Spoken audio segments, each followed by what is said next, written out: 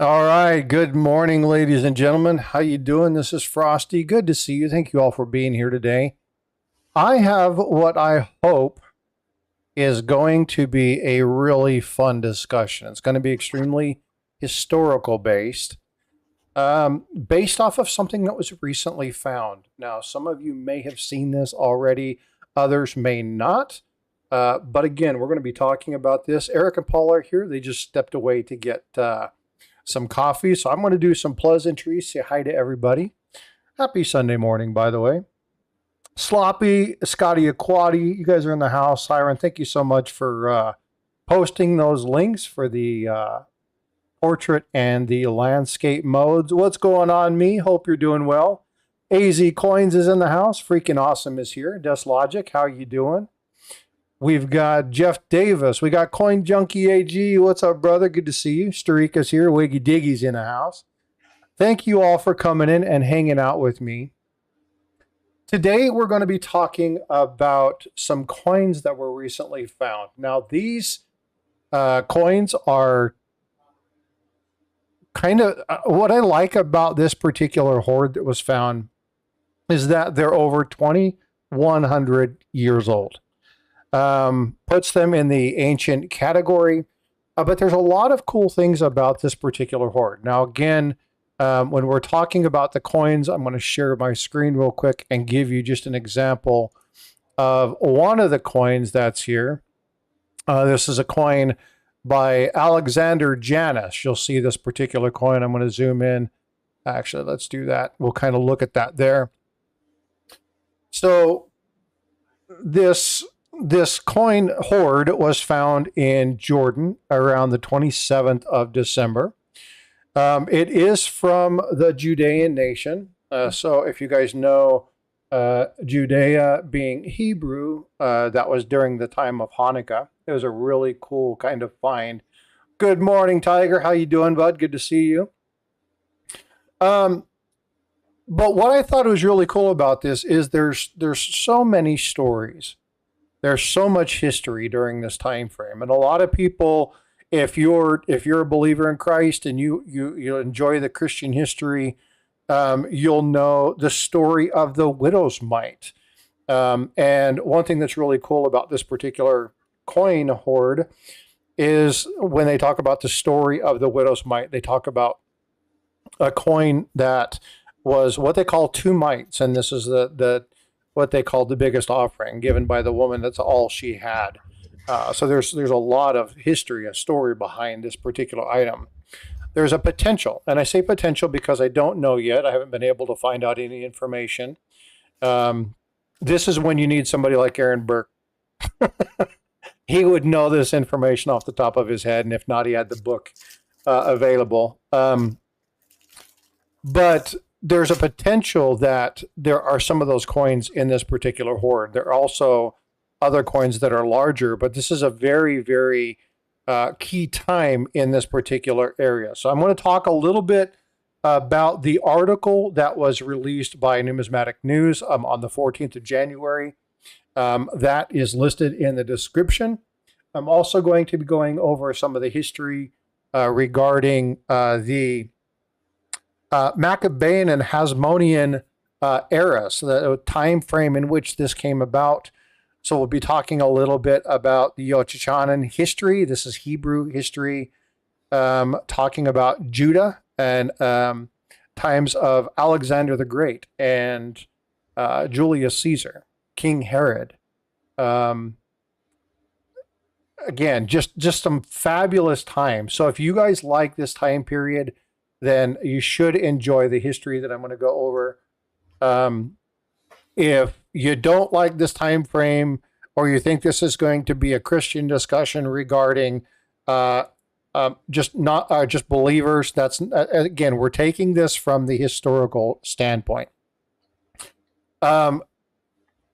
Christianity is history, so again, there will be aspects of that in here, but again, this is not going to be a religious-based discussion. So I'm going to read you guys the article. I'm going to share this article with you. And again, if you want to look at this, the link is there. Where did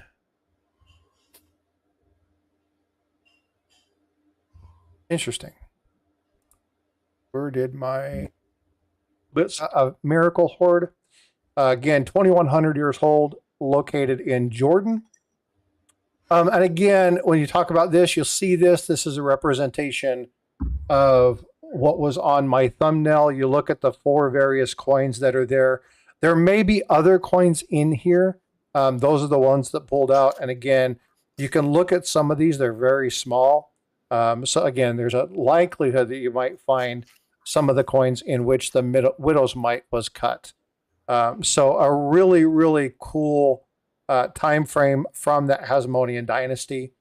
Again, University of, I think it's Haifa, uncovered the hoard, 160 coins, which is, again, we're talking about a significant number of these particular coins. If you're asking me a question in chat, if I can get my moderators to kind of note those, I am reading. You can see I'm sharing my screens. I got a bunch of screens and photos open, so I'm not looking at chat right now. If you're saying something in chat, I apologize. But what was really cool is, again, they're calling this the Hanukkah miracle. But you can see the information here. I think that's what's cool about this is when we talk about the history of coins, when we talk about, and you guys know I love my history. When we talk about the history of coins, or we talk about the history of Judean coins, the history of this general time period, we're talking about coins that would kind of be like our 1793, 1795 flowing hairs, our 1792 half theme, right? Some of the original coins that were issued, first, second, third runs of these particular coins. This is kind of the level of find if you were trying to equate this to American numismatics. If you're looking at American history, the United States Mint, the history of that, this is the kind of historical significance, if you will, for this particular item. But again, we're talking about ancient coins. So it's a really cool find. Again, these were located in what they call a waypoint for travelers. You'll see that listed right here. So this was kind of a pit stop for people. And the hoard was found in kind of a watery area, preferably, or something like a bathhouse. That was done. Again, this is a ritual bath. It's a water reservoir. They come in, they get some water, freshen up, pay the toll, and then move on. So I'm going to be showing you a couple of the coins that are here. Again, we'll talk about Alexander. We'll talk about some of the other rulers during this time frame. I've got another resource that I'll be sharing with you on the Hasmonean, the Maccabean coins. But I'm going to go over and everything that I'm going to be talking about, I'm going to be sharing with you. So you can pull this information up if you want. You don't necessarily need to be here for the discussion. If you are not interested in this, you only want to capture access or capture portions of this, you can go back through and look at it at your own time. But everything that I'm going to be doing, again, I am not a ancient coin expert. I know very, very, very little about ancient coins. But what I am is I'm a lover of history. I absolutely enjoy this time frame, doing some research and understanding the 170. So the Judean coins, Syria, that again, and I've got some maps. I'm going to pull a map up here. We're talking about, I've got this conquest. This is the map of the area. Now make this a little bit bigger, sorry.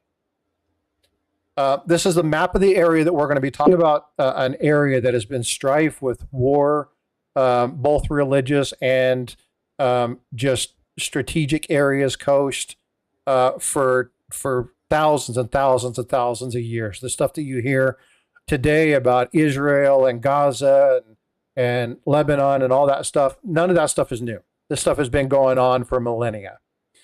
So again, you'll see ancient Samaria, Judea, Nabatea, Galilee. So you'll see a lot of great items here. So you'll kind of understand the King Alexander Janus during this time frame. And again, we're talking about 76 years before the Common Era. Okay. Now, when we talk about this again, alfalfa, we're looking at these again. We're looking at which one is this? This is the ancient Judea coins. Okay. So you'll see this particular coin here. Now, you can't see a very good photo of it, but I have a couple photos open. Now, this isn't, I don't think, yeah, this is the same coin. Here's a better image of that coin. And I'll zoom in a little bit so you can kind of see this coin. Now, this coin actually is taken from the British Museum. Well, it wasn't taken. The photo was taken at the British Museum. But this gives you a really good example of the bronze coinage that's going to be have been pulled from this particular hoard. This is one of the coins. You'll see 4 coins in that initial image. This is one of the 4 coins talking about the Alexander Janus time frame. There are 2 particular coins during this time frame. This is one of them. And you'll see just some really cool stuff. I don't know if somebody subscribed or whatever that is, but let me I can't look at it right now, but thank you. Somebody will call that out. If you guys can see that, please say thank you for whatever that was. So I got a couple photos from here, but I wanted to show you some of the coins that are actually being pulled out of this particular hoard. And I find this extremely fascinating. Just because of the amount. I mean, can you imagine if someone was to find 160 1795 flowing hair dollars? Could you imagine? I mean, what the value on that is? It's just absolutely stunning. So, freaking ads. Cool stuff. Let me see. Oh, hold on. Sorry, you guys don't need to see this. And stop sharing that screen. But again, there's just there's a lot of cool stuff. There's a lot of neat things. Oh, thanks for the subscription. I appreciate that, Easy. Thank you so much. But there's a lot of really cool history in this. And one thing that I think is really neat was during this time frame, you probably heard of somebody named the Maccabees. If not, they were the kings of Syria. They were Maccabee brothers. Simon in particular was known during this time frame, and he was a Syrian king who actually worked with the Judean population to actually really design the Judean coinage of the time. Now, they were always utilizing rulers, so you'll see Alexander Janus, you'll see Antiochus the Seventh, Sades, Maccabees. You'll see all their particular coins. These rulers during this time frame, this kind of difficult, tumultuous period, is all a part of what was found in this. So again, from a standpoint of history, it's just a really, really neat find. So I'm going to pull this back up. I'm going to actually pull up the article, and I'm going to read you some of this because I want to talk about the 4 of the 5 periods that are listed here. Where is this? Hasmonean coins. There we go. Okay, so we're back here with the alfalfa picture. And I don't think if I zoom in, it's not. Hopefully you can read that better if I zoom in a little bit. But the one thing that I want you to look at here is this right here. So I want you to look again at this time frame. So we're talking about a couple different rulers all around this time frame. So we're looking at John Hyricus again, Judah. We're talking about Alexander Janus. What I could find is this period right here, but the other 4 periods are listed in this hoard. Why is that important? Because when we're talking about this particular series, when we're talking about this hoard that's been found, this encompasses all of early Judea. It encompasses a great, great history of what were called pruta. And you can see that down here. Now, there's single pruta, double pruta. And again, if you talk about the widow's mite, the 2 mite coin, they're talking about the bronze double pruta. There's a potential for one of those to be in this particular set. Pretty popular. Most of these were larger coins. You'll see those, the chalice and the dalchius of Antonius Matthias. Those are all Hasmonean coins. Again, I'm looking here down at the bottom. But again, the tiny half prutas and the two prutas, they're very, very rare. So again, to be able to find something like this, to be able to have stumbled across or knew whatever it was that they found these particular items, it's just a fascinating coin. This is another one of the coins that's there. I don't have a better picture of that one. I do have a better picture of this coin right here, which is located here. So you'll see, ooh, that zoomed in really big. Let's share that one. Copy, Paula. Let's share this screen real quick. Let's pull up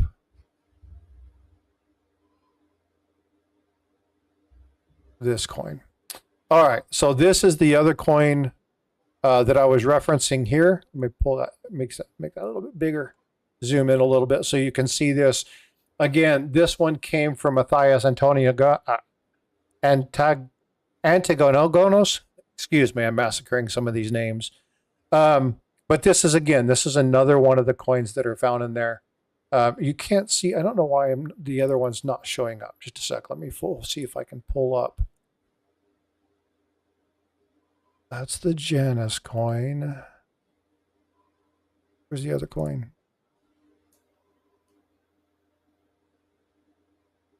I don't know what happened. I can't find the other coin. I'll see as soon as I find it. I'll pull it up. I don't know where that image is. I might have accidentally closed it.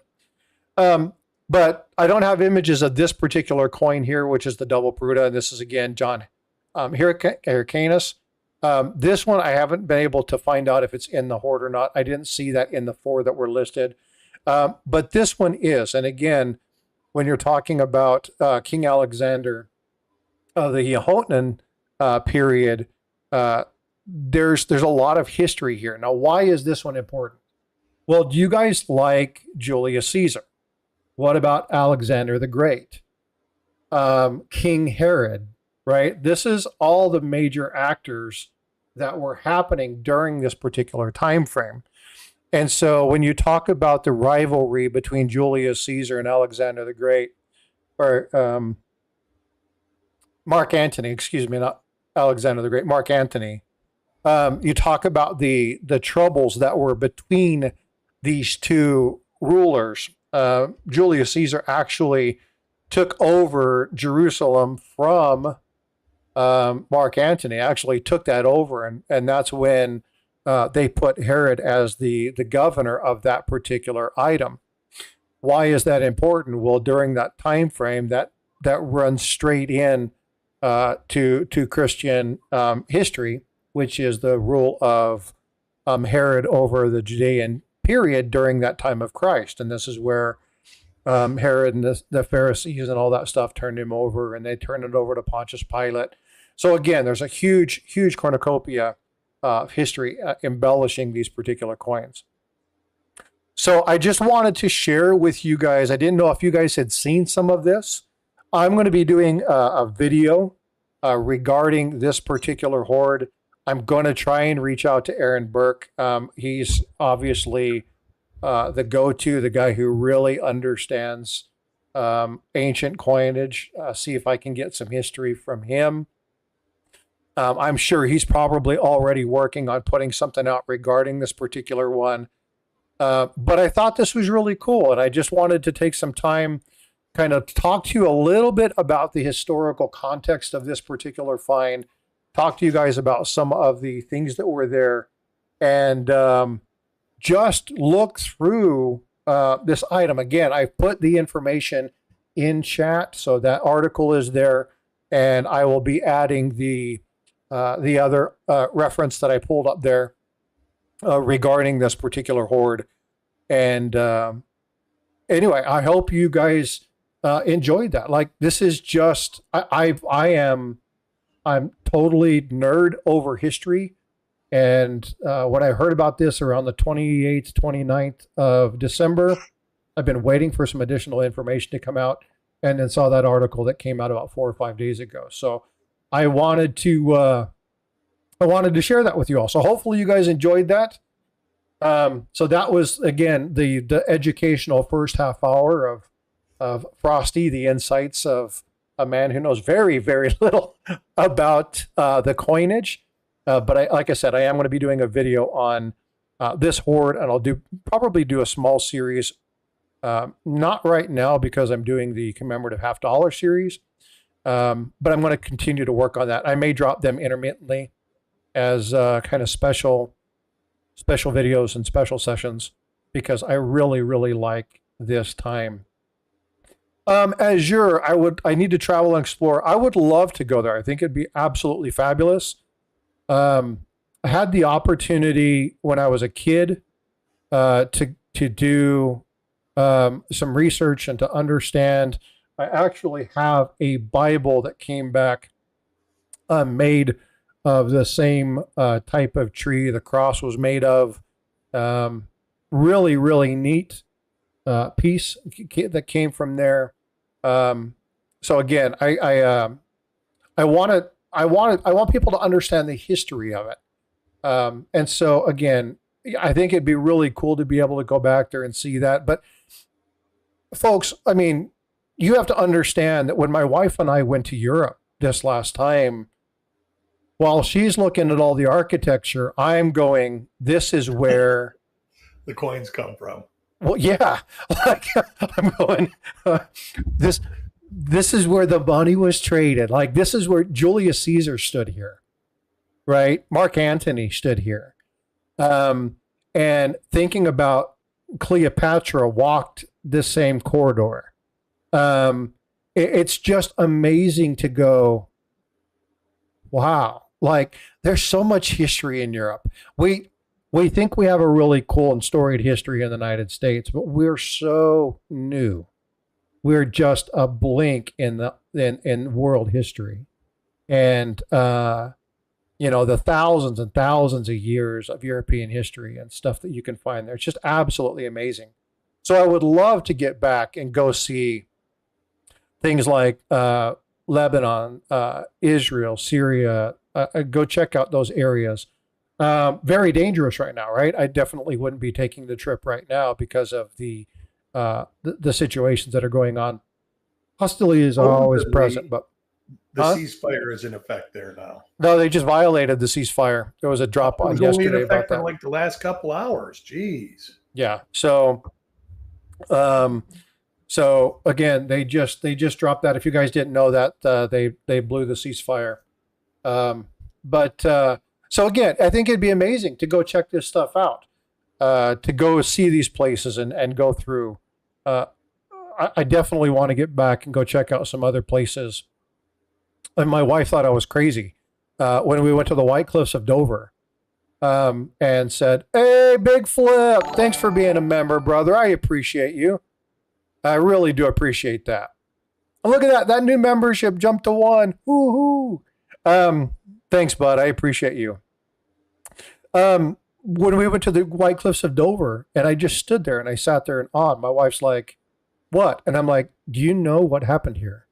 Like, do you know the history of what we're seeing right now? Do you know we're going to land in an area of France that's only 20 miles from where the Mosquito fleet, the 1,000 ships rescued the soldiers from an impending German advance, and there were fisher vessels and little people with just 2-man canoes rowing across the channel to save these British soldiers from pure annihilation.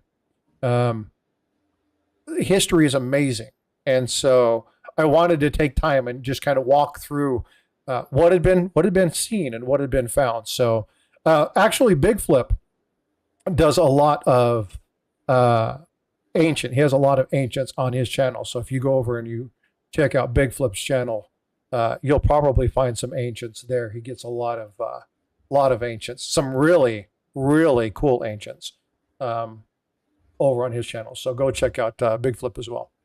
So, but anyway, that's all I had for that. I just wanted to take a minute and share that with you guys.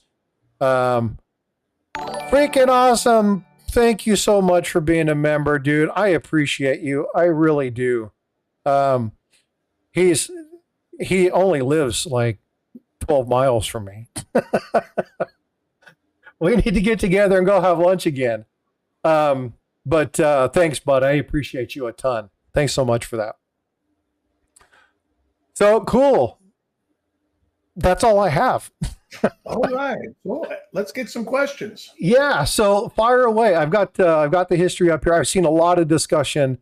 And again, folks, when I say that, and I'm not dissing American history. Okay. I love American history. But we have a very, very new history when it comes to many parts of the world. Well, you even hear the Brits and the Germans when they start talking. In Germany, by name, hasn't been around. They were Prussia before Germany, but yeah, they always call the Americans the baby in the neighborhood because we're only a couple hundred years. Oh yeah, yeah, absolutely. And a lot of people think that we have this rich storied history, and we do, but nothing like. I sat when we were in Venice. We went to Venice, Italy.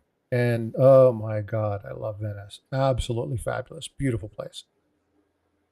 You walk through these itty bitty, tiny, narrow corridors, and then all of a sudden you're in this beautiful square. It's just like, oh my God, I've seen this. Have you seen League of Extraordinary Gentlemen?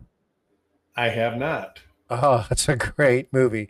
As soon as I walked through this one area and this little kind of street that was there, I walked around the corner and I was like, oh my God, I'm in the square. Like I was so enamored by the whole thing. It was just totally, my wife was like, are you okay? And I'm like, oh.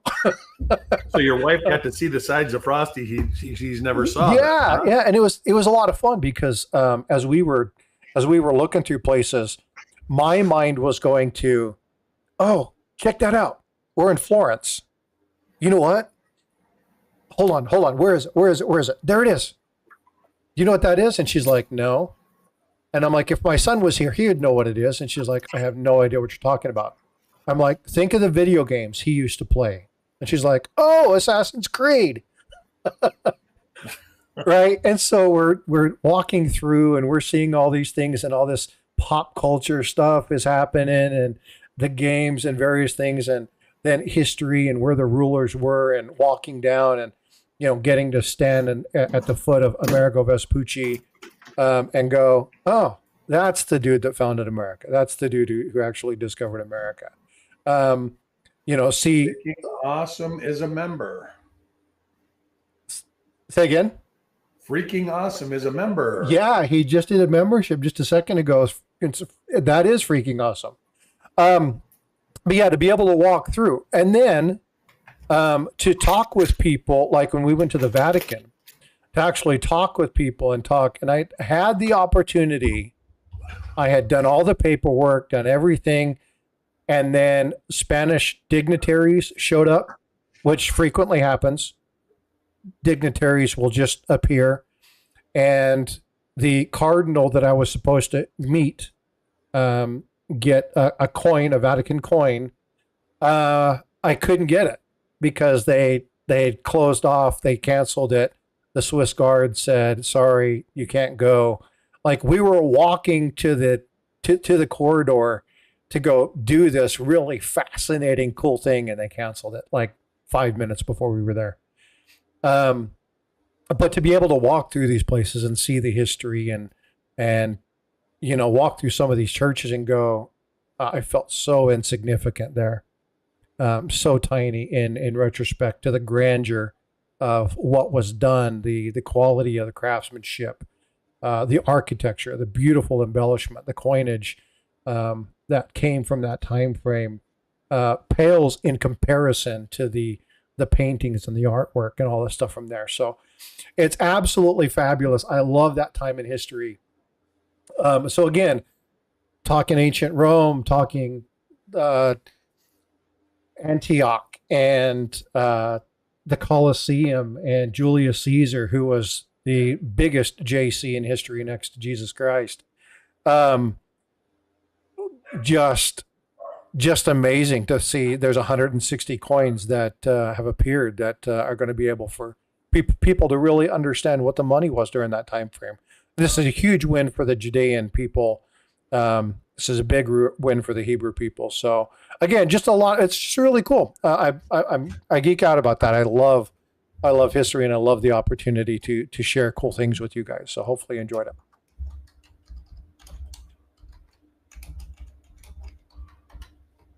Yeah, so Azure, that's exactly right. There's so many cool things that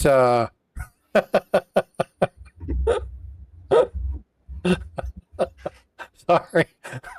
Eric just sent me a private message and I have to laugh because that's funny. I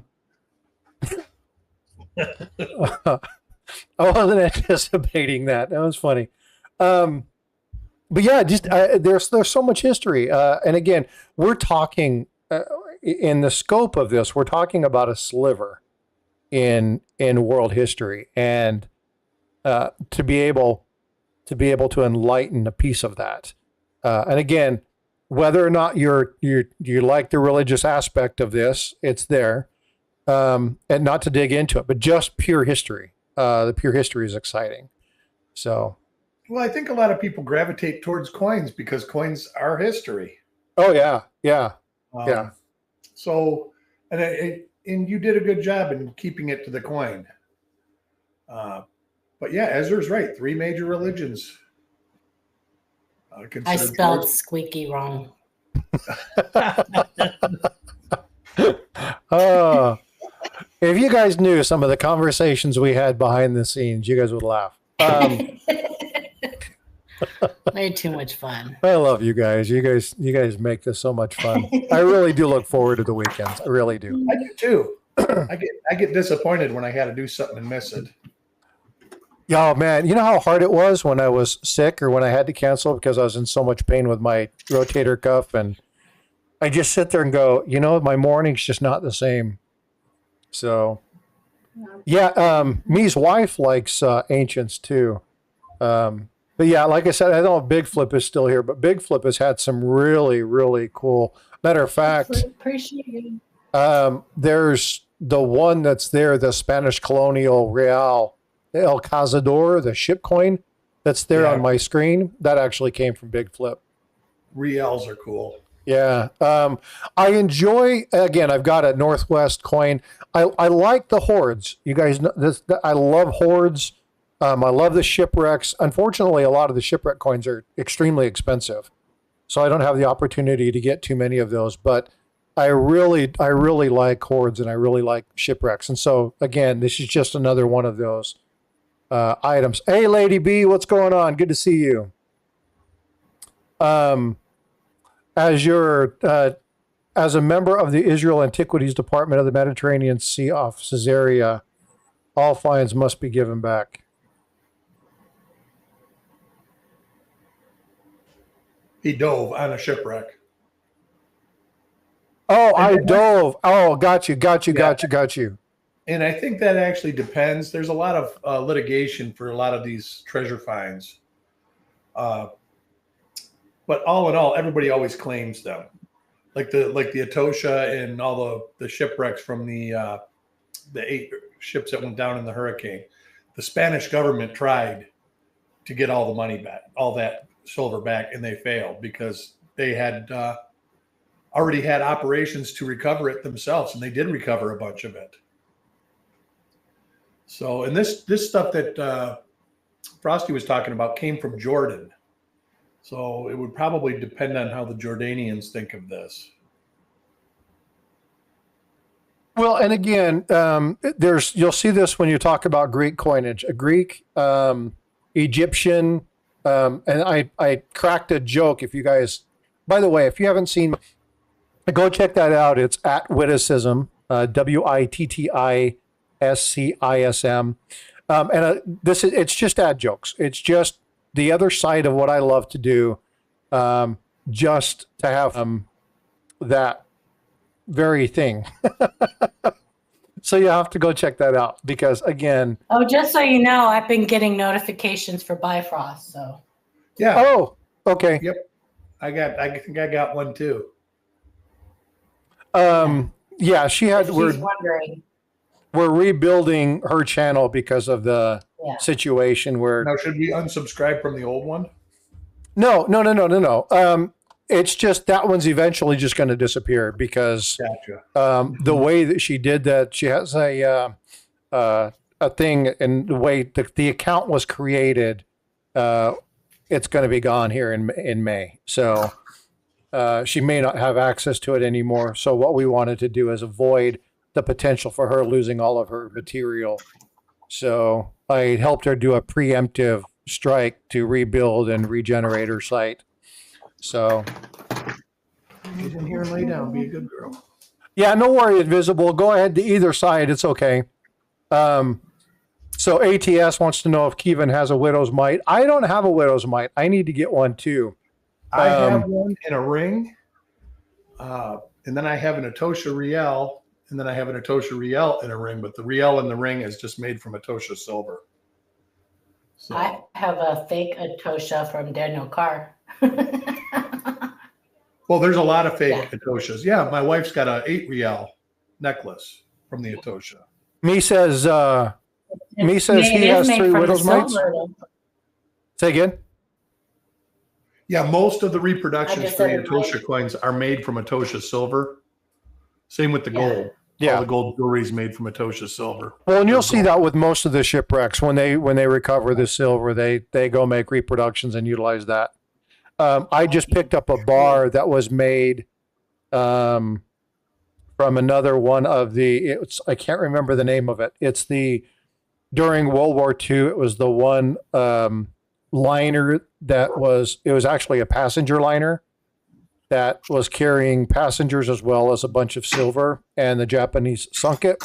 They recovered a bunch of the silver and made silver bars to remember this particular. Hey, Jack, what's going on, dude? Prayers, brother. Hope you're doing well. Hope you've finally been able to get some sleep. You've been in our thoughts and prayers, buddy. So, but yeah, that's I'm looking forward to that one coming in. I want to do more history on that piece because I think that would be really cool. But I love ships. You guys know I love my ships. I did a whole series on ship coins.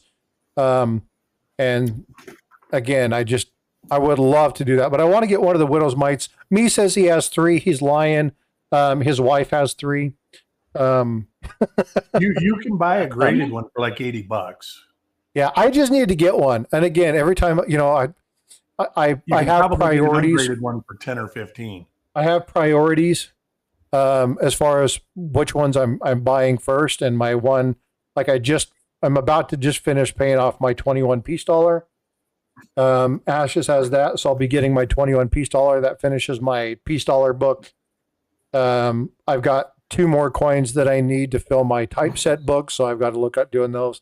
So I want to get those things, but they have fell kind of low on the priority of things.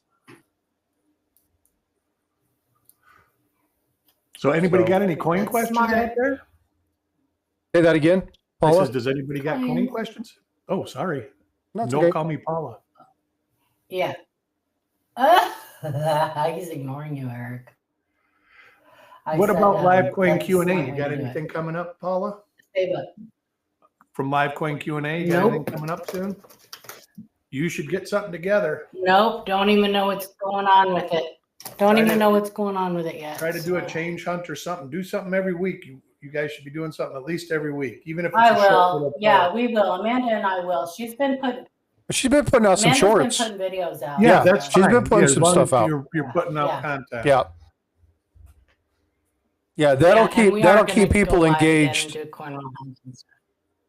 I know that we were talking when we were in Orlando for the fun show.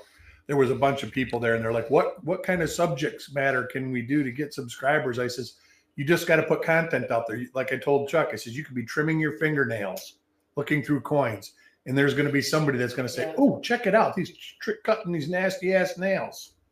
Pardon my language, or whatever. There's people. I mean, you got 3 seconds to attract somebody, and you'd be surprised when you see videos that have 10,000 views. It's not usually the subject matter that gets them. But we have to be careful with what we put out. Yeah. You know what I No, mean? absolutely. My point was is that content is content. Yeah, I know. You can even redo content that you've already done. Yeah. Hey, me just gifted 5 memberships. Outstanding. Me, thanks, bud. Apita, Chris G, Steve B, Amanda, Silverboy Blues, and EMR were gifted memberships by me. Thank you so much. So that was my thing. I hadn't seen anything lately, and it was like, well, try to poke you to put something online. Because if you keep doing it, you'll keep getting subscribers and keep getting pushed out into the public. I know Chuck posted those 2 shorts, and man, we got a lot of subscribers just from those 2 shorts.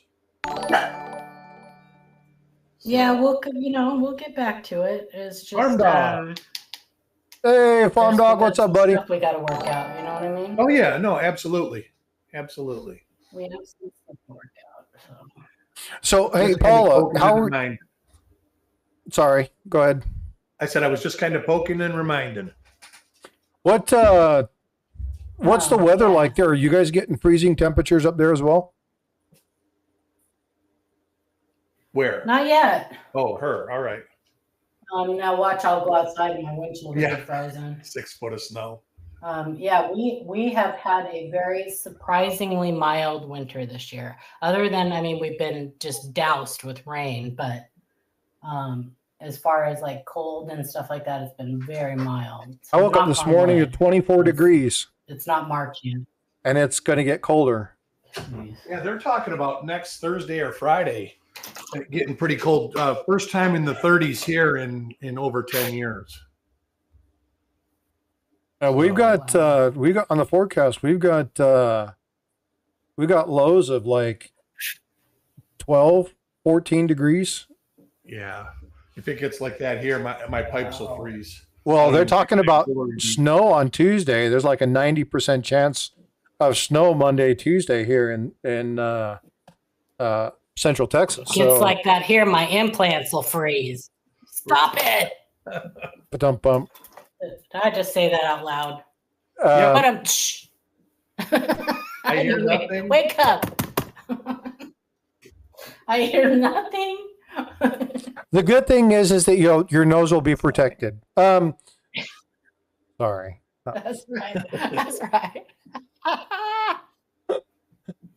As yours, like it's 76 degrees here. He's mad at me because he spent until 2:00 this morning watching Chuck's videos. There's a lot of videos. But yeah. Well, he bought one of the books, and he's been reading, and so I want to say something that me made a compliment I got one to Chuck. And he went back because he's been driving. So he went through and he looked at this and he says, I got to tell you something. I have listed this as one of my top 5 videos ever for information. Like it made me really want to go back and understand what was going on. I wanted to say that because those are the things that is what makes us tick, right? Hearing those kind of compliments, saying, hey, your video or Chuck coming on and saying certain things made me really want to know more, made me really want to understand. Yeah. I think if Chuck hears that, he'll be like, yeah, okay, whatever. Good. Glad you enjoyed it. I had fun, but it means a lot to us because, we really want to move this hobby into a positive direction. So that's right. Yeah, I want to thank me for telling me that because I was like, that was really cool. It's cool to hear that kind of stuff. And again, to each their own. Yesterday was a interesting time, but there's a lot of good information. So if you didn't get to see yesterday, please go watch it. You really have to. Really have to be careful where you get your information. Because it could cost you money. Everybody it could makes cost mistakes. You time. But the reliable people who make mistakes will come out and correct their mistakes and say, hey, I was mistaken. Yeah. Yeah. Well, Me says this was the first live stream that he went back and watched. Like he said, he heard so much good information, he went Nice. back and watched the video. So Well, that's cool. Those are things that are and impactful. So I sometimes appreciate that. people yeah, I like that too. Sometimes people ahead. let their egos get in the way. That in their Huh? greed. Egos and greed. I mean, a lot of these people are doing it for clicks. And Yeah. like we were talking about earlier, some people will say anything to get clicks. My mom always told me clicks were bad. Right? Sorry, that wasn't very funny. 280 bags. I'm The glad thing I is didn't do that. a lot of people start collecting coins and some of them will automatically jump into errors and varieties. And for whatever reason, they think it's easy and it's not. There is so much to learn out there before you can become really proficient in either one of those, errors or varieties. And people think that just because they know how to identify a die crack, that they got it. Yeah. Whatever. But, Well, my number one tip for finding double and dies it really is when you find the first one, they become easier. Until you find the first one, you struggle. You get it when you see it. You're like, this is what everybody's saying. It's not like this. Well, that's just like the small dates, right? EMR. Small dates too. EMR, bad and boy. we're talking about the Insane. Great American Coin Hunt a couple weeks back. Just so you know, I dumped 2 rolls of brown 60p small dates in the junk pile. So there's 160p small dates floating around in circulation now. Oh boy. Yep, Southwest Florida, come buy your boxes.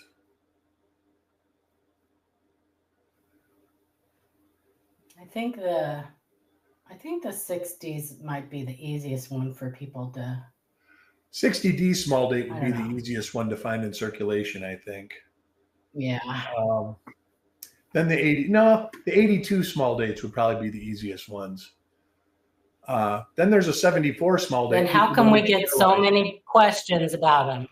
Because those are the people that are People trying to get all rich. the time. They want to find the those are one. and But most they of those, can't identify it. I still get. So they're Yeah. I think they're on limited information as it is. And you tell them that it's worth a penny, and then they're like, I'm not selling you my penny for a penny. It's like, I don't want to buy it. The reply. And I think we talked about this a little bit yesterday. Yeah. That you tell somebody what it is, and usually their response is, you don't know what you're talking about. You're trying to scam me out of my coin. And I was just like, I don't want your coin. I got enough coins of my own. Right. If people saw the pile of coins I'm sitting on, you would understand. So I want to go back to something that Kevin said just a second ago. He said, that's the hard thing for older folks in a profession. You can't let the expertise mix with arrogance. It doesn't have a good impact to the new people.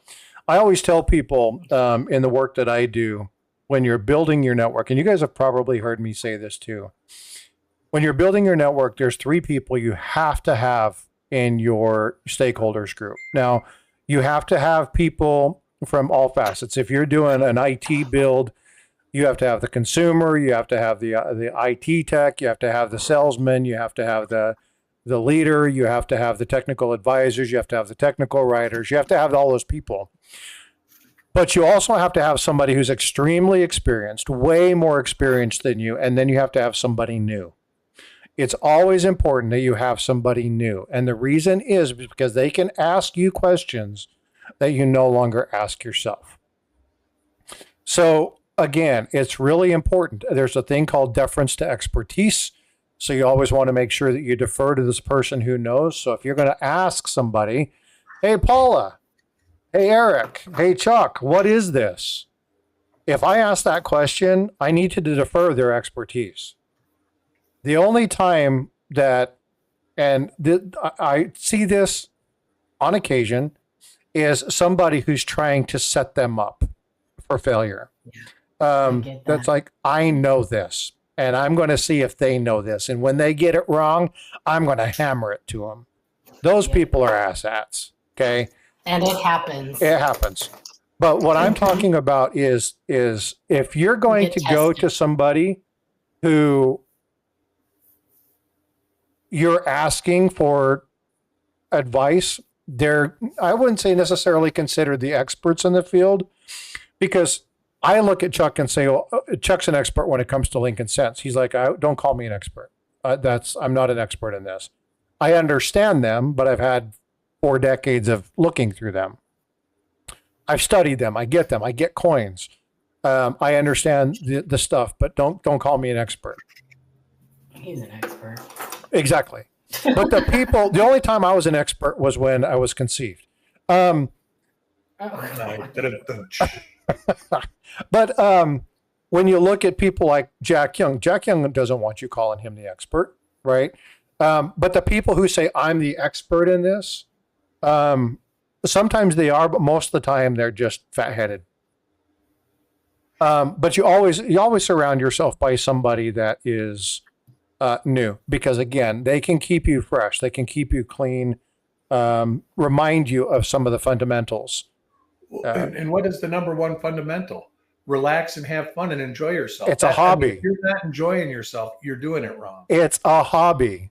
That's Unless this is a business for you, and some people make coins a business, it's a hobby. Have fun with it. This is why people are like, well, hey, you shouldn't be doing dad jokes on your coin channel. It's killing your algorithm. And I'm like, but it's who I am. This is a hobby. I want people to have fun. But you're going to have a lot more fun if you educate yourself, because you'll be finding more stuff and you won't be losing as much money. If you start losing money, it's no longer fun. And that goes into the relaxing and having fun. If you're relaxing, enjoying yourself, looking through coins, finding some coins, pulling some coins out, asking some questions, you'll learn and you'll end up making money just because. You don't even have to put a one inch. Hey, D McCoy's in the house. What's going on, D? Thanks for being here. Appreciate you coming in. If you have ever tried to invest anywhere between 3, 5, 8, 10%, D's like, it's cold. Have you ever tried to invest or put in something and you look at your rate of return being 4, 8, 10, 12%? If you get a rate of return of 8%, I think 8% is the what they say strive for, right? Here's the thing with coins. If you find some of these, it's a 3,500% return. You can find, you go get a roll of pennies, right? And assuming you're talking about bank wrap rolls and not, original bank wrap rolls that are $200.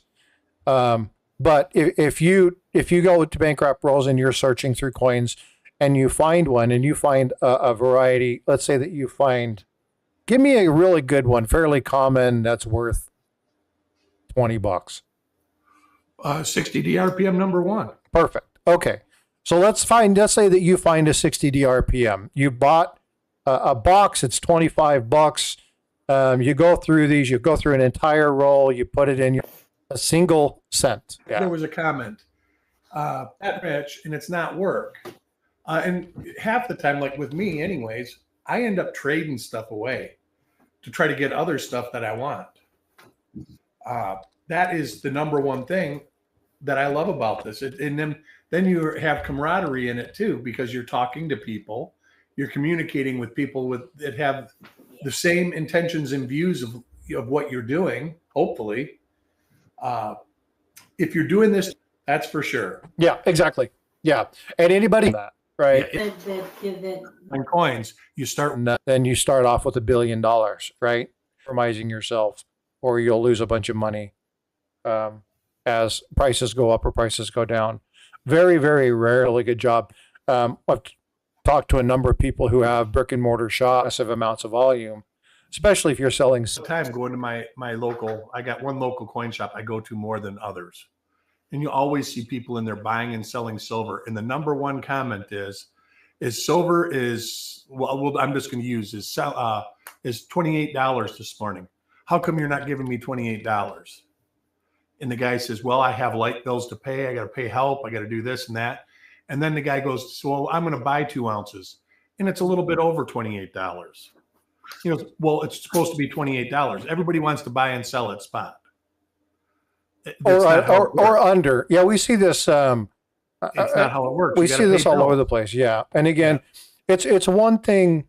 Now, I have a problem when people inflate way too much.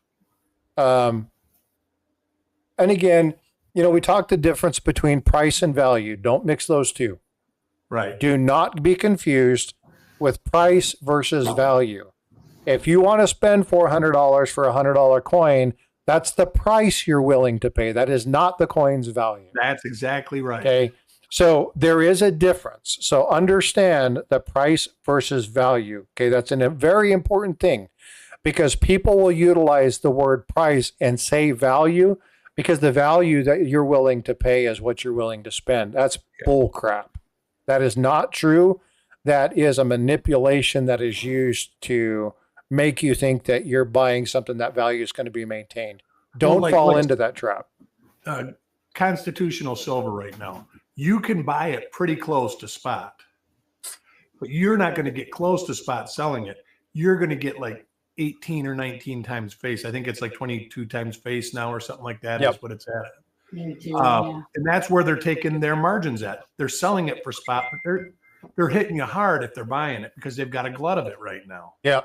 Whereas 2 months ago, they were paying spot and they were charging you money because nobody could get dimes anywhere. Well, and here's the thing, folks, and many of you know this. Okay, many of you are out there. I know that a lot of people are like, hey, and Sirens, like, I'm more of a stacker than I am a collector. Here's the thing. Coin shops oftentimes get screwed because they buy when everybody's wanting to sell it when it's high. There's a big influx. There's a demand. Everybody's wanting to sell. And the price falls out. Now everybody wants to buy it, but now they're stuck at a negative inventory. So again, be a little patient when you're dealing with the brick and mortar shops, right? If you're looking at that, understand. Now I get if you are somebody like, Angry Warrior, Big Red, or some of these guys. What's the other guy, the handicapped brother from my other Navy mother? What's his name? Ringmaster Ray? Or Wingmaster Way? Again, if you're pouring, right, you need to find, in order to be marketable, you need to find prices at good prices. I get that, right? And you can find good deals here and there, but make sure that if you're trying to turn this over, they need to make a profit too, right? So be a little humble when you're trying to do that, because again, these are people's livelihoods. Oh, as Art says, you've never seen a broke coin dealer. I have. I know a couple broke coin dealers. I know at least a dozen of them that went broke around 2008. Yeah. When silver shot from $3 an ounce to like $50-something an ounce. I quit. That's when I closed. I was like, no. When it hit to like $13, $14, I was like, I don't have the guts to do this. And these people kept buying until they were broke, and then it dropped and they were done. They got pennies on the dollar. So Hugh, this is a really good thing. We talk about this all the time. Have a good relationship with your coin dealer, right? But this is where trusted sources. But again, here's the thing, and you guys know, lots of people in the community that have coin shops, or they do online auctions, or they run games, or whatever it is. Here's the thing. Just because you're friends with them doesn't mean you need to take advantage of them. It doesn't mean that you can go ahead and say, well, you know what, you're my buddy. Come on, give me this deal. Right? Don't utilize that as the sole source. If you guys find a good deal, capitalize on it. No big deal. Yeah, there's nothing wrong with getting a good deal. Find a deal, search around, look at it. You can ask somebody that's great. Coin dealers will give you good deal. I have had relationships ruined because somebody told me, you're my friend. You owe this to me. Yeah. And it's like, I don't know you shit. we can do this, but I don't owe you nothing. Don't you ever come at me telling me that I owe you because we're friends. So you can ruin some great friendships by trying to get good deals. So be careful with that. It's okay to ask, and it's okay to say, hey, can you cut a special deal for your buddy? They may laugh and say no. They may say, hey, you know what, for you, yeah, no problem. Big Flip has done some stuff for me. Joe Durbin, I've got some good deals from Joe Durbin. Got some really good stuff from Keith, Coin Crew. And so you can ask people and say, hey, can you cut me a deal on this? And they'll cut you a good price. Sometimes they can't do it. Sometimes they're like, hey, I'm too into this. I can't, this is my bottom price. And honor that, respect that, right? But again, if they're always $10 higher than everybody else, $20 higher than everybody else, if they're always touting their thing as the limited supply, there's 500,000 of them and they say that they're in limited supply. Be careful, right? Be aware of fancy marketing, especially those that use FOMO, because they'll use FOMO against you. And for those of you that are watching that don't know what FOMO is, it's the fear of missing out. So be careful with that, because if you follow FOMO, you may be FUBAR. So I think the word in your statement, Azer, is jewelers. Jewelers tend to make good money. Coin dealer, a lot of coin dealers are too. I mean, especially the ones that have been doing it for years and years and years. They've, I had one. He's like, hey, you can do bulk submissions on mine, and he did it for cost. He says, don't you want to make any money? And the guy looked at me and says, hey, I'm 80 years old. If I didn't make my money already, I'm in the wrong business.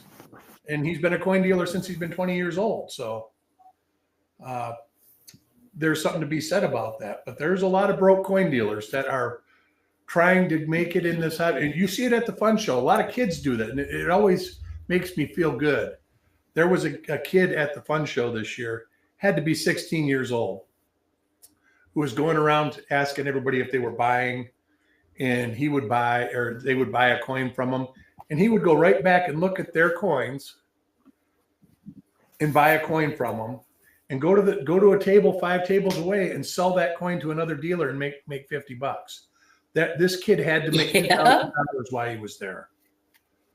He was really good at it. He was picking some good coins. There are people that can do that. I know a couple of young people that do it like that, but they're broke. They're making a living off of it, but they're starving artists per se. So yeah, there's a lot of coin dealers that make great money. It depends where you're at on the tree, I guess. Win some, you lose some. Yep. No, that's the name of the game. Jewelers, the margin is far greater than a coin dealer, I believe.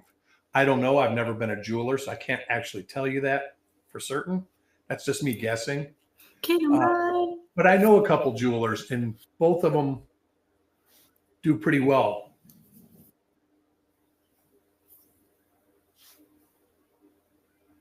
So. Yeah, I've had friends that are jewelers, and again, there's exceptions to every rule, right? Not every coin shop owner is wealthy.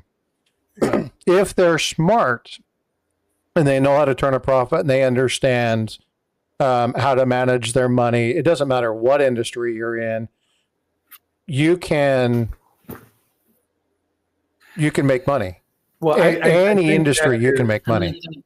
Every business. I'm gonna go get a refill. Yeah, no worries. You're gonna lose money.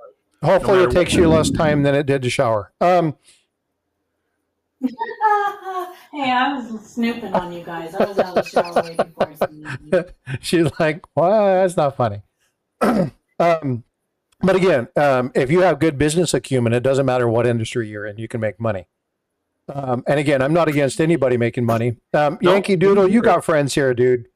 But again, what we're talking about is malfeasance, right? We're looking at people who would do you dirty, and those are the ones you want to watch. And again, if I don't think she was talking to us. Everybody's waking up, I take it. Say again? They must be waking up. Yeah, I think the kiddos are waking up. She stepped out to get coffee, and they're like, "Mama." So, but again, it's CYA. It's cover yourself. It's make sure you understand. But again, just understand. And Eric can speak to this. Eric was a coin dealer. He had his own brick and mortar. He did this for a while. I get really jealous when he tells me how frequently he used to have certain coins. And what they used to go for. Just, me is in Texas. Yeah, I get jealous. I think back and go, wow, if I still had those, they'd be worth so much money, but I'd be broke. You'd be broke. Yeah, but see, that's the thing, and that's the part that people need to understand. Just because you have those coins doesn't make you valuable. And because I can tell you have to buy them. Being a full-time coin dealer can be, it takes away time. If you like to do this as a hobby, I am an error and variety coin collector. Love RPMs. That's actually my thing, is repunchment. Thanks, Reggie. Appreciate that. And, when I got into it so I could buy more stuff without actually, I didn't have the money to buy what I wanted to buy. So I started buying and selling, and then I put an ad in the paper, and I did great. It was a good thing. But what happened was, I didn't have time to live my life, and I didn't have time to do what I wanted to do. The hobby became a job, and it wasn't fun. And, that's one thing that I want to try to avoid here. Well, this is one reason. I know that feeling. Yeah, that's why I know Paula. Yeah, Paula definitely understands that. The burnout is real. But this is why my wife would say, "Hey, why don't you look at some coins?" And I'd grab a box and write up a buy that I bought. And it's just like, yay, I get to figure a way to get rid of some of this stuff, but I still didn't look at coins. I didn't really start. I almost took, when I closed my shop or my business down, I basically didn't look at coins for almost 4 or 5 years. Because I was burned out. Now I look at them every day and I don't get burned out. I literally look at them and I love it. So that is why I don't sell coins for the most part. I mean, I sell coins, but for the most part, I don't. Coach, who are you talking to about volume settings? Is somebody too low?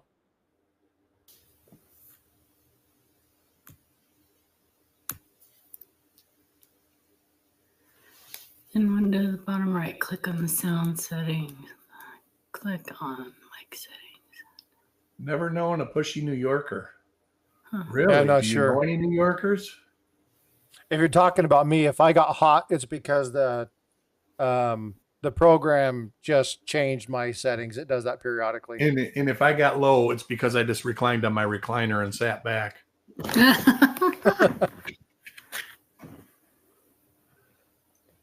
And if I got loud, it's just, well, I'm just loud. No, say it ain't so. Mm-hmm. I am. I have a. So you guys got any coin stuff planned for today? No, but I got a joke for you. You want to hear it? Yes, you bet. So there was a kid who collected coins, but he did not collect nickels. He didn't like them.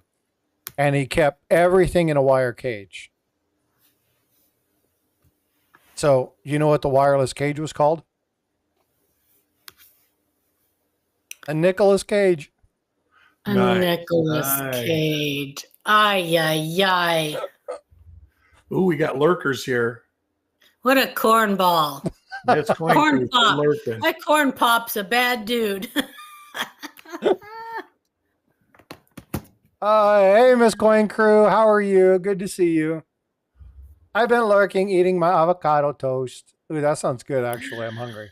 I don't like avocado toast. I like avocados and I like toast. You know, I didn't. You ever eat at that restaurant? Was it First Watch, I think? They got good avocado toast with eggs. It's really good. Yeah, no worries, Coach. Let me know if that happens. My system, and I've been fighting this, probably for the last 3 months. Periodically, my system will just adjust my volume. So let me know if that happens. I appreciate your insight, though, Coach. I really do. Thanks. I like avocados, but I think I might take myself out for breakfast this morning. Azure, you want to come? You deserve it. I do. Before church. I'm treating Bifrost to a pedicure today. Are you doing it? I always do it. Yeah, you do? Well, I take my wife and I take my daughter. Yeah, I always do it with them. No, that's not what I meant. I meant, are you doing the pedicure? Like, are you you filing her feet? No. I can't do them. I had my wife one time. I don't like shoes. I don't wear shoes unless I absolutely have to. I'll go barefoot as much as I can. I don't care for shoes. So I get cracked heels. And my wife one time was like, let me help you take care of those. And she did that. And I was like, I'll never have you do that again. Like, that's just, that's so gross. Yeah. I'll pay somebody to do that. I'm not afraid of people's feet. I don't have a foot fetish, but I can't. Well, there are some feet out there that you should definitely be afraid of. Stay away from. I have nice feet, I think. I'm not going to be licking anybody's toes or anything, but I'm not afraid of feet. I but can't it's do just, pedicures. soak somebody's feet. Now, what I will do for them is, like my wife, I will, as long as they're clean, that's the big thing. If she's come home from work and she's like, my feet hurt, like, go wash them. Feet are creepy. I agree, Miss Queen Crew. But I rub my wife's feet all the time. My daughter will sit down and I'll sit in front of her, and if her feet are bothering her, like when she'd play volleyball, that work out for whatever. Smart, Welchco.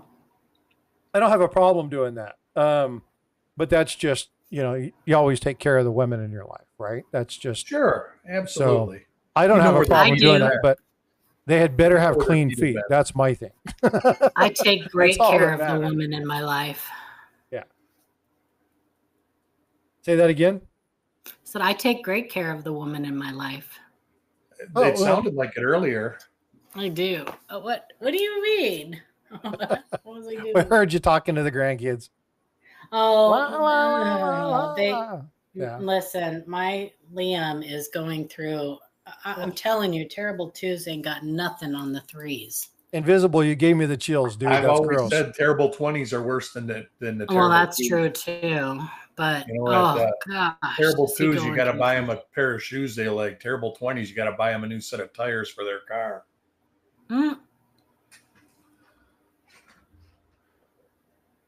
Yeah, so D, that's absolutely true. So D says, my wife had a salon that does pedicures, to some scary stories. I couldn't do it. Like, the one thing that I do, if I'll take my wife, I'll take my daughter, Victoria, we'll do that, and we make a day of it. I always take care of them. They're dealing with my nasty ass feet. I'm going to make sure I tip them well. I'm going to talk with them. I can't sit back in a chair and just. So you get a pedicure at the same time while the wife and kids getting it too? Yeah. Oh, good for you. Yeah. I go in and it's healthy to take care of your feet. You should take care of your feet. No, I go to those places. They charge extra because my feet are big. I go and I get them. I have them paint my toenails, but I do my own like loofah on my feet because I'm too ticklish. Like somebody's liable to get a broken nose. A loofah. Seriously, I can't stand it. Oh, it just kills me. I am so ticklish.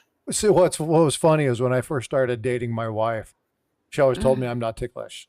I'm not ticklish at all. I was like, no, everybody's ticklish. Not ticklish at all. And I was like, interesting. So of course, within minutes, I proved that she is. She's like, it's only with you. So we went and got her feet done the very first time. I'll never forget it. And the salon that we went to, they give you like a 5-minute foot massage at the very end. and she was jumping and twitching, and I was like, "Oh yeah, you're ticklish." Yeah, it's brutal. No socks and sandals. No, No socks and sandals. No. But I'm like frostbite. Like if I didn't have to wear shoes, I would never wear them. I hate wearing shoes. I am This much cold weather happier here barefoot or in flip flops. has been brutal. I've had to wear socks 6 times this year, and I've had to wear pants 6 times this year.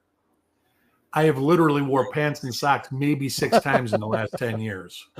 Well, I Always mean, shorts and sandals. I don't have a problem wearing socks and shoes and pants. I mean, that's not a thing. But if I can wear shorts and flip flops, that's my go-to. If I can go without flip flops, I even better. Yeah. Sicko. Yeah. Let them puppies breathe. Azures be naughty. But again, yeah, I don't. Again, plus it's extremely healthy, to be grounded and to get to be in touch with dirt and soil and stuff like that. It's actually extremely good for you. So just make sure that when you go inside and you do whatever, you keep your feet clean. Yeah. My feet are claustrophobic. I think mine are too, Miss Coin Crew. If, like I said, if I can avoid shoes, then I will. Yeah. I mean, I used to go without, people go without socks. I can't do that though. I can't wear normal shoes without socks. That just No, you got to put socks on if you're wearing shoes, but Yeah. why wear shoes when you don't have to? Mickey messaged me. Hi, Mickey. Aww.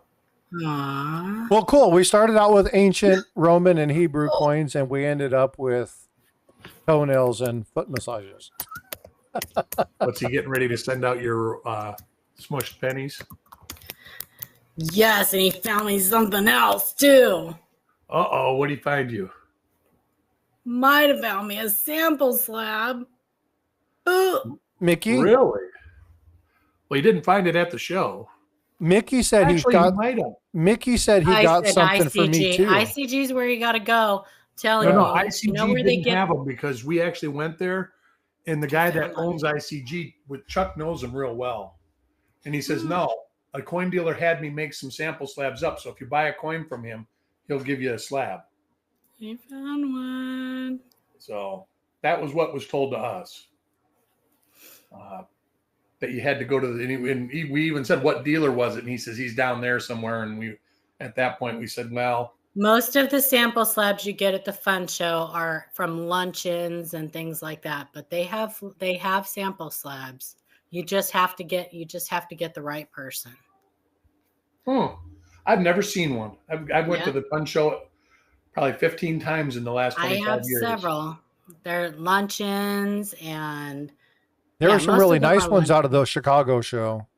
Now, those shows that he did say, the guy from ICG said, like the ANA, they pay him to do sample slabs and give them out. The fun show does not. That's why he didn't have fun show slabs. He says a coin dealer had him do it. Hey, Azure, that's absolutely true. The sandal maker in ancient times was an extremely important person. Oh, yeah. Yep. Oh, yeah. Sandals. Oh, you guys are the best. You guys are way too good to me. Well, we can stop. No, it's okay.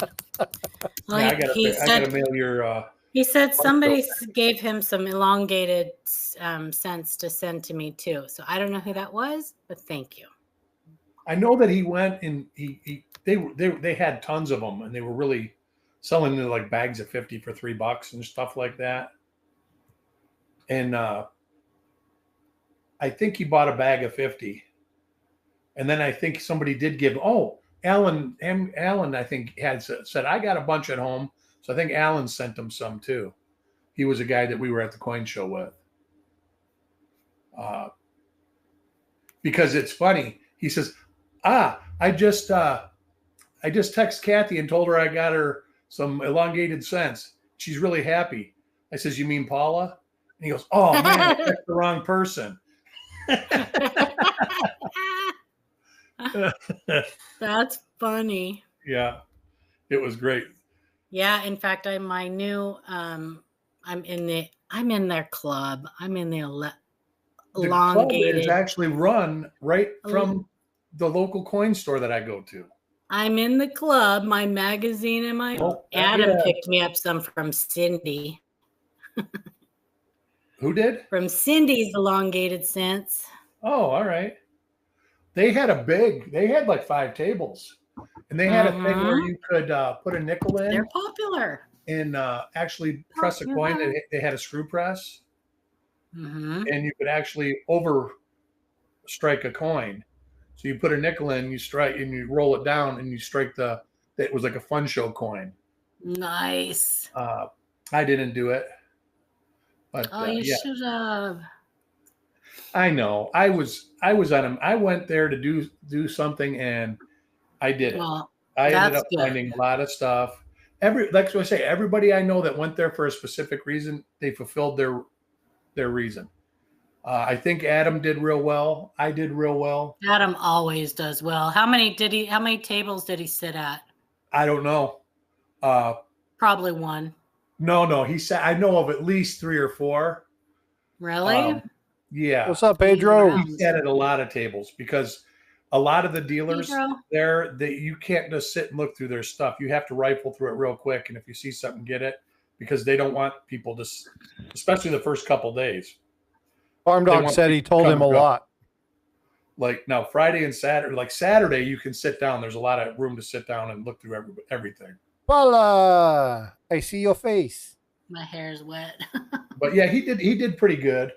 There was the neatest thing, and it was kind of quirky, but it was the funnest thing. There was a guy, he was from Royal Oak, Michigan, and he brought 3 little kiddie pools and filled them with slabs, where he had bulk slabbed a bunch of coins. Oh, it's cool. And they weren't expensive. Matter of fact, the coin under here that I got under there, I think I paid $13 for that. But it has RPM number 5 on it.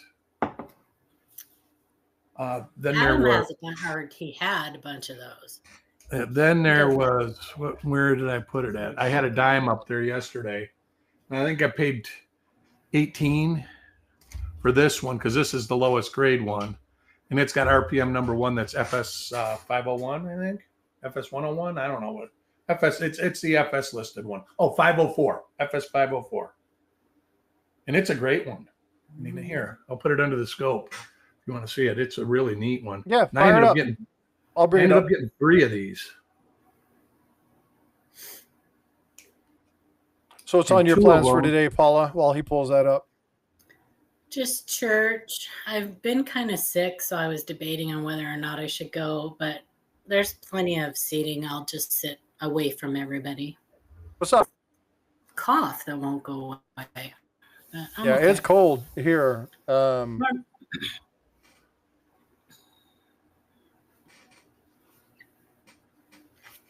got my nails done. They look like Elsa. Well, you were about to start singing a song, and I was about to stop you. He was talking about popular. Yeah, and I was like, It's becoming one of those songs. It's like, oh my God, don't play that again, please. I haven't even seen Of course, there's a little scratch right above the mint mark, but hold on. Let me get here. Oh, you're on screen. Yeah, that's what I said. I am. Hello. One of these days, I'll put a camera on myself. I don't like to be on camera very much because in the morning it's okay. My eyes aren't as bugged out as they get later in the day. But yeah, I found 3 of those. Oh, nice. Oh, that's pretty. Very cool. Mm-hmm. I got to send this one in. This is probably the better find of the show for me. Well to go. But this one, that will end up being a $250 coin right there. Nice. So that's pretty cool.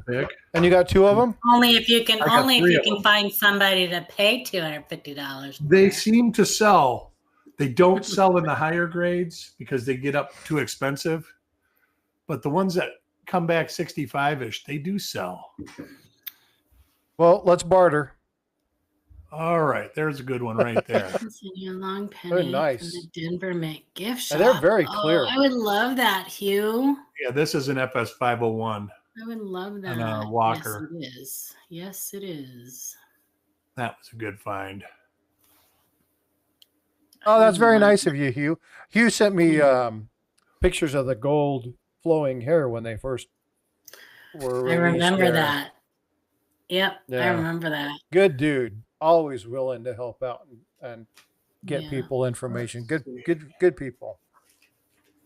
I would love to go. The bottom of the torch makes me giggle. I still think more Denver nickels are going to pop up. Oh, the final mint figures came out and they didn't mint any. They minted 40 million nickels in Philadelphia. So let's talk. We talked about that beforehand. So why don't we talk about that now? Because we didn't actually mention that. That's actually a very good decided topic. to strike a buttload more. They already had them, I'm sure. But That's a anyway, thick ass. they just showed up on their mintage figures, 2024 Philadelphia nickels. So there's now 80 million and change. 89 they added 50 million each in the dimes. Yeah. So for those of you that were hoarding the nickels because you thought it was going to be a run of 35 million, well, it's now 80. But that's still bad. Like I said, they're still in the money. I mean, they're just not worth $80 a roll anymore, as far as I'm concerned. Yeah, it's just it wasn't supposed to be that many. They thought they were going to stop between 35 and 40. Is that right, Paula? 40, very low run. 32 to 35, I think. Something like that. Something low. And now they just doubled it. Bam! All of a sudden, the mintagers are out there, and you see this massive number increase. So there's a good one. I feel horrible for all those people that spent $150, $200. Ooh, that's a good one. That's a good one. That's FS501. That's beauty. But we were talking about how down the road. I found you found me one of those, didn't you? Me? Yeah. I don't know. Maybe. I think you found me one of those. I have to go back through and look at mine. ATS, where did you send it? Did you send it to the live coin Q&A, the P Bloom? Let me see. Anyway, the problem is going to be down the road that people are hoarding these. So they're going to be readily available in high grades. Yeah. So you'll be able to pick them up because there's going to be a lot of people who are going to send them in to be graded. You'll be able to pick them up in high grades for just like the 50D nickels. You can get those for fairly cheap. There's a little one right there. That's RPM number 3. Why does that mint mark look upside down? Is it just me? It looks weird. I think it's because of this. Is it an inverted S? It's S over S east. There, the inside of the top loop. Right there. Yeah. Okay, what am I doing? I'm looking at what did ATS say? The other ones are still in the box. I haven't got them out, but I think I got about maybe 15 cherry pickers varieties. Oh, okay. Let me check my personal then. So one thing that I wanted to talk about when she was saying this, how many of you remember the 1880? Was it the 1880S? That was 1901. Was it 1901? I think it was the 1901. That was worth just crap tons of money. And you're talking about until the somebody GSA correct me. Came out? Say again? Yeah. Are you talking about Morgan's when the GSA hoard came out? Well, not just with the GSA hoard came out. That was one of them, but there was another hoard came out, the Battle Creek hoard, where there were just 10,000 Morgan dollars, and the price was just through the roof. It might have been, I don't remember what the coin was, but they were like $250, $300, $400. And then when they were released, they dropped down to like $50. I think she's right, like 1901 something. I don't remember the date. I just remember that it came out in the 1920s or something like that. And The 1903. Oh, they're there. that Oh, sounds right. The ATS. So I do not believe that's a Henning nickel ATS. I'm going to verify it with Joe Cronin, but I don't believe that's a Henning nickel. So yeah, the anyway, 1903 is the one. If I don't, was it? Yeah, it used to be they minted 4 million, but they only knew of 3 or 4 coins floating around, and they were really expensive. And then that GSA or some weird hoard come out, and they flooded the market with them. But ATS, I would like some a little bit clearer and closer pictures. I want close and clear pictures of sense and of God. Those are 2 areas that I really would like close and clear pictures of. I'm sorry, we're having like different conversations here, but if I don't keep up with it, I'm going to forget what I was saying. I'm shutting up. No, you're good. You're good. ATS is listening, I'm sure. So, okay. What was I doing? Now I was doing something. Now I lost. There's a good one. Or you're looking at Morgan up the. Could be. Let me look at the. Let me look real quick at the tolerance ATS. I want to say I haven't looked that one up yet to see what it is. I don't know, 197 or something. Really nice split there on the upper serif. Oh yeah, you can see it all down the back spine. You can see it right underneath. Yeah, you can see it right in here. It's warm in this house. Somebody is there doubling up in the pluribus? Or is that just I think so. I think it's just doubling. later dice. Yeah, you're talking about that mark, maybe. Yeah, that's just a mark. Okay. Let's see what we got here.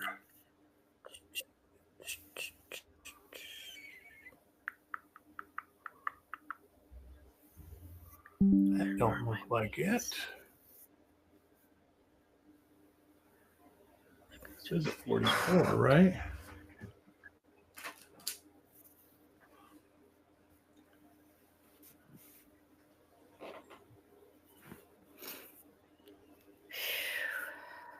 It is a 44. You guys are, I forgot my camera's on. You guys are looking at me like looking at this stuff. I'm like, what am I looking? All right. We don't get to see forgot you my very camera's often. on. I know. I get this really like focused look on I crinkle my forehead. And where is it? By the time I get this, somebody will already have it in chat, I'm sure. What are you looking for? I'm looking for the weight tolerances for the nickel. Oh, I have a chart, but it's never where I think it's at. So I'm just scrolling through stuff right now. It's gonna come up here. Is it the Jefferson? Yeah, it would be the same for all of them. Oh, Braden's calling me. My grandson's calling me. Whoops. I hung up on him. I think this is actually number 3. Mm-hmm. It's what? Oh my gosh. I think it's number 3. RPM 3.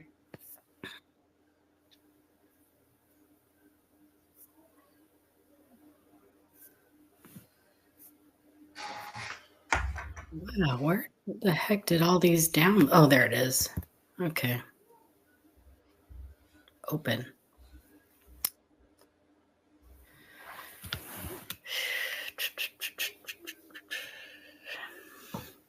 Cheers. But I actually was leaning towards 18 at first too, EMR. So plus or minus 0.194. Yeah, I was close. I said 197. So here's So 4.806 to 5.194 are within tolerance. And I can't remember what yours was. I've got it on the screen if you want to look at.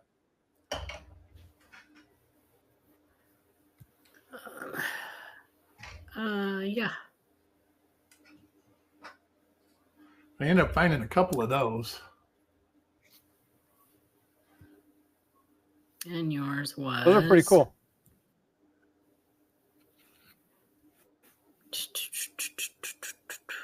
$4.21. Yeah, but yours has quite a bit of pitting and stuff too. So, and I'll tell you guys, you can actually, like, acid can actually erode a coin away quite a bit, and you still will have full detail on the coin. It's very strange. I know. People don't, they'll always say, well, yeah, but I still see all the detail and everything. It's because because when coins are struck, the detail is actually struck really deep into that coin. And that is actually how nickel works. When they nickel a buffalo nickel. Yep. Yeah, it's actually struck really deep into that coin, the design. So you can, pulling a bruise quite out. a bit of erosion can happen on a coin and you can still have full detail. So it's deceptive, I know. That was one thing. There was dealers at the fun show that were selling barber dimes. They were selling them by weight. They were not selling them by rolls because people don't buy them because they're so worn down that they've lost a bunch of the weight. Even Mercs can be like that, where they've lost a bunch of weight. Yep. Yeah. You can lose quite a bit of silver if you have enough of them. Well, yeah, there's actually a conversion if you're looking at that to determine the value. I'll see if I can find it. I know Seeker has it's like 0.7 instead of 0.8 or whatever it is, 0.78, because you have to account for the silver lost on worn coins. So it'll tell you what the it is probably nothing ATS, but don't just set it aside, put it in a flip, set it aside. I'm going to just verify.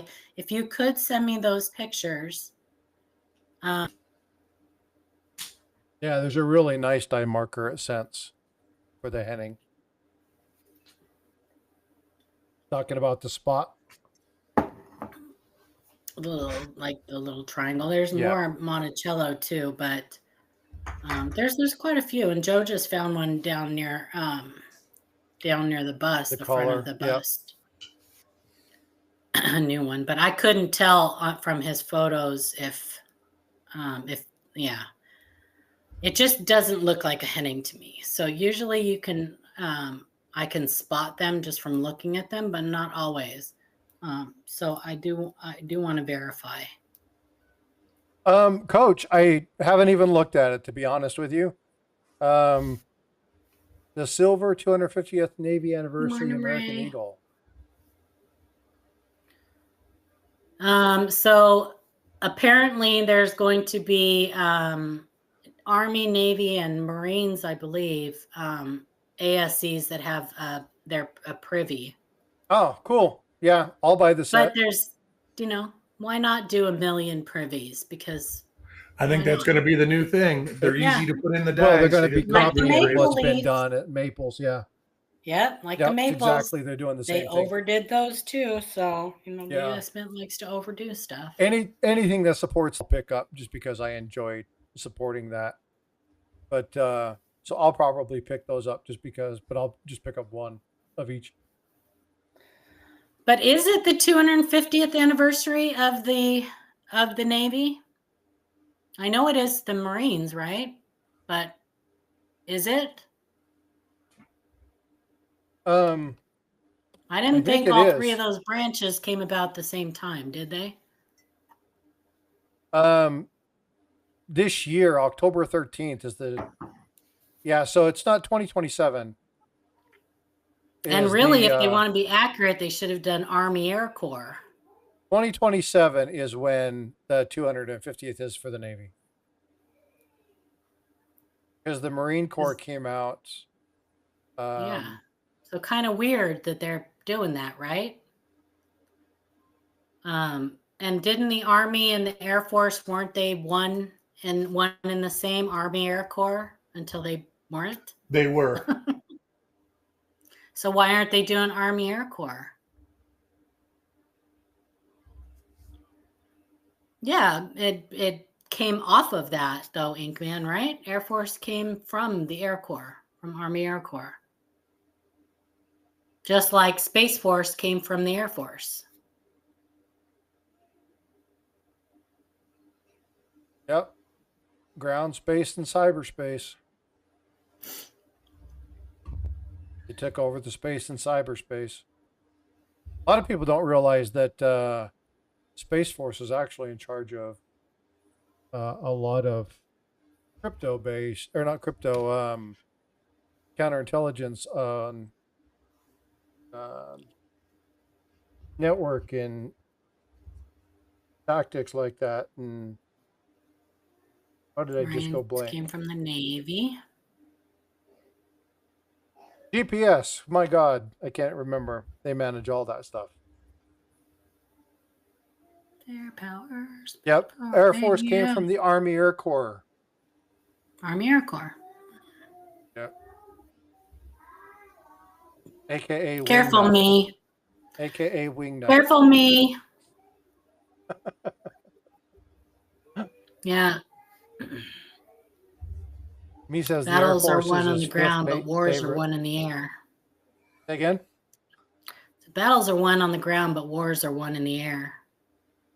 Now they're won digitally. Digitally kill someone. Oh yeah, you can destroy somebody. Ones and zeros.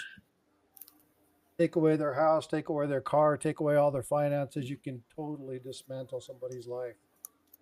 So yeah, that's not the same. That's not exactly the same as a bullet. no, I get you. Probably worse. Some cases. What's the what was the one? And me, just so you know, every single person in every single branch signed the same exact blank check. So Yep, we all said the exact same thing. yeah. Yep. We all took the same oath. So careful when you're disparaging somebody or oh, he's being funny. He's being funny. That's all. I don't think that's funny. You can joke about a lot of things with me, but that's not one of them. Sorry. I'm sorry. I'm not easily offended, but that kind of stuff. He's diehard Air Force. So sorry. Well, have I ever told you about communication across the services? I'll defend any branch of the military. I don't care. Oh, me's diehard red, white, and blue. Yeah, that's no doubt. But he likes to pick on people. I ever told you about military communication and the differences between them, and how you can tell what they mean by each one? So, secure the building. What does secure the building mean? Well, if you're talking to the Marines, they lob 500,000 shells into the building, level it, turn it all into dust. They walk over to the commander and say, building secure. You go to the Army, they put a fence around it. They turn on bright lights, blast music, put armed sentries out there. They say, building secure. With the Navy, they go in, they shut all the windows, the doors, they turn off all the lights, lock the door, and they say, building secure. The Air Force sends in a team. They investigate the property values, put a contract with an option for 5-year lease to buy, and they say, building secure.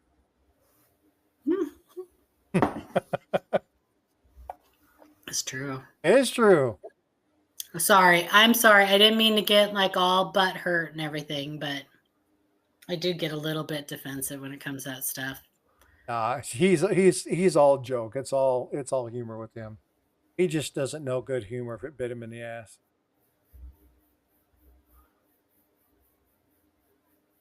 So All right, folks. Well, hey, it's 10:20. I need to go make sure things are ready. I need to eat something. Paula needs Have a to take blessed off. Sunday, you guys. Yeah, hope everybody has a wonderful weekend. Thank you too for coming up. As always, I appreciate you guys. So DSS MMA, are you able to talk about the AI general in Ukraine who is operating all the drones? I have no idea who that is. Can't speak to something I don't know, so I can't really talk on that. If you want me to do some research on it, send me an email. Let me know that you're interested in finding out. And when Tiger Stacker and I do Stack Collector, we start talking about various items. It might be something that we talk about. Check Stacker, I still owe you an email. I have something I want you to create for me. So I want to talk with you if you can. Folks, I appreciate you coming in. Thank you so much for coming by. Vote for Pedro actually asked a question earlier, and I meant to answer it, and then I walked away for just a second. Which ship did you serve on? I served on multiples, actually. Spent time on the USS Cushion, when temporary duty on the Cowpens, USS Fletcher. Spent some time on a LA fast attack submarine, the USS Honolulu. Spent a little bit time on a flat top, very short time, and then I did some shore duty. So I was on a multitude of ships while I was in the military. So absolutely loved it. And again, yeah, no harm, no foul for that. But I hope everybody enjoyed this. Again, I'm going to be putting the resource into the coins that we talked about at the very beginning. Oh no, subs suck.